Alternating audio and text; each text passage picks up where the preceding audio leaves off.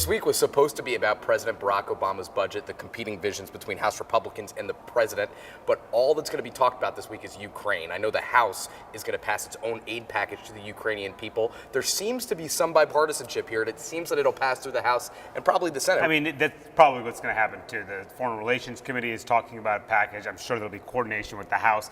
That should move through. There probably will be those folks on the right who are upset about it. The question will be, how do you deal with sanctions? Whether or not Congress can do anything. I spoke with Harry Reid yesterday, me and Burgess Everett.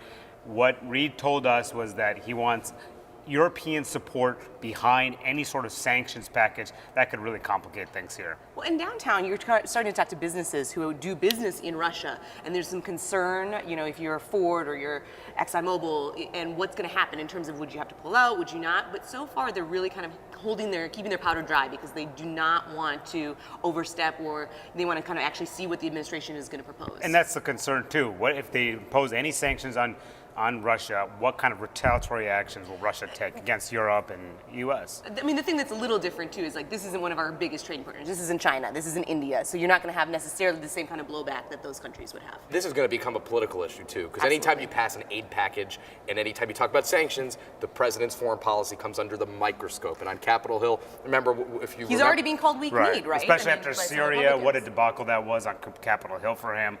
Will this be any different? We'll have to see.